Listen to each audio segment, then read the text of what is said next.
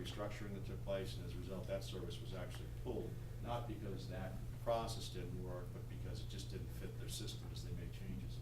Manhattan, Kansas is a brand new one that, Manhattan's some of Fort Riley. They have traditionally had 19-seat essential air service flights to Kansas City forever and a day. That's really what their service has been. This provided them regional jet service. Again, the state contributed. The state put in $2 million. The local community and businesses have all generated funds to help this service get going. And this is really just the tip of it. They're spending a couple $100,000 in marketing money that the chamber and others are putting funds into to help that happen. And they've started off very well. Just started in August, and it's doing very well. In September, I was told that looking forward, their bookings on average are a little bit above the Dallas hub. So these are markets, and there are many of them that really cannot attract air service without getting very aggressive. What it's done, and it's not just markets like these that have little service. I mean, Philadelphia is providing marketing funds. Los Angeles has a very large fund to provide international service. Many of the larger airports have created funds, incentive packages that they're putting forward. The problem we have in the small and non-hub markets is that it is getting so competitive. There are more and more $1 million, $2 million packages being put forward to airlines, and as a result, they're tiebreakers. They're not going to go into a market that think they're going to lose money just because there's $1 million on the table. It's a lot of money, but at the end of the day, once that's gone, you still want to make a profit. You want the market to work for you and to work for the community. So as a result, they look at markets they think it will work, and if it's a toss-up, if it's within reason, they'll opt for the market where the community is really behind it, because they think there'll be a lot more support, not just those funds, but the community will be behind it because they're investing in it, they're partners. Again, airlines, small regional carriers are being eliminated. We've seen a lot of that. I talked a little bit about the aircraft economics. It's difficult. Fleet growth is larger aircraft. American just announced they are going to pick up some 70-seat regional jets. Take deliveries on those next year. Most of the carriers are opting for 70, 90-seat regional jets. There really are no more 50-seat regional jets being produced or purchased by the U.S. carriers. Trends are driving increased competition for air service. So as we get from there to talking a little more specifically about Killeen, a couple points that I want to make is that, one, Killeen is excellent at air service. As I looked at the market, I was really very pleased and surprised. I mean, Dallas, Houston, Atlanta are world-class hubs. You are not getting service from the third-rate carriers into second-rate hubs. You have carriers that are providing service into mega hubs with tremendous amount of international service and giving you connections and connectivity to the world. If you look at the area geographically, Memphis obviously is close to Atlanta. You have Chicago, Denver, Phoenix, Salt Lake City as maybe other hubs that you can look at over time. All of them are longer distances. Those circles are basically each 250 miles. So you can see Dallas at 166 miles, Houston inside that circle, Atlanta's about 800 miles. But Denver's a little bit less than that. But as you get outside of that, and as you go that far, it's obviously much more costly for the airlines to serve the market.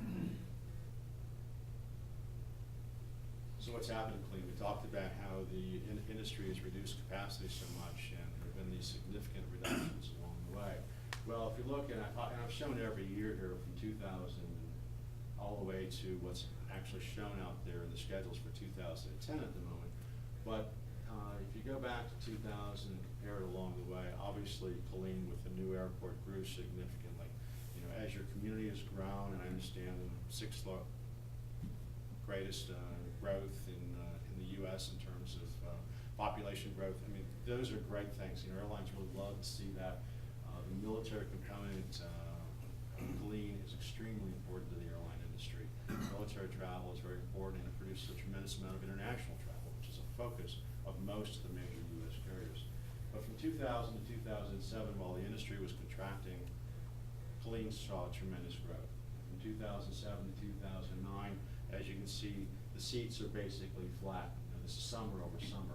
What happened in that time period, of course, Delta eliminated their hub in Dallas and re-entered the market in Atlanta some years later. very good market for them. We'll talk a little bit more about that later. Allegiant was here for a short time.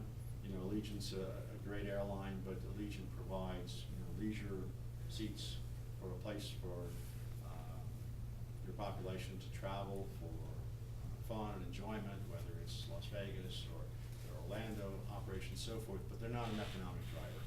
These other airlines drive the economy or help drive the economy and bring business to your community. American is now shown that they're going to the 11th trip, and on November 11th, they'll be going to 11 trips a day in the clean market. Employments over time, the bottom, you know, the red, that's American Airlines, and of course American has grown significantly. This just goes back to 2005. Each of those columns is 12 months ending that month. So it shows over time the trend of what's happening. So American has grown over time.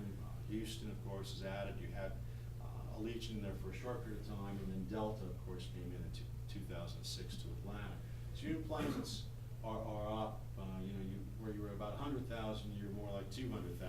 And when you add in all the charters and so forth and other employments, you're really over 200,000, 232,000, I think, in 2008. We'll get to a slide that shows that. And this maybe answers a little bit of what you were talking about before. This slide shows, and I know it's small, there are a lot of airports listed here and a lot of numbers, but this lists all of the small and non-hub airports in Texas. It doesn't list Dallas and Houston that are considered large hubs. It lists all the small and non-hub airports. El Paso with 1.6 million employments is a small hub. Lubbock, Midland, Amarillo are all designated as small hubs at 500,000 employments. And you can see for 2008, Killeen was reported by the FAA as having 232,000 employments. So about, El Paso is about 7 times the size of Killeen. But Killeen, of course, was larger than Laredo, Abilene, College Station, and so many of the other airports that we look at in Texas. Now, as you look at these airports, you see a number of things. Some of those airports at the top do have Southwest service, but I focused on hubs here. And, basically all of them have service to Dallas and Houston, Dallas or Houston. Some, most have service to both.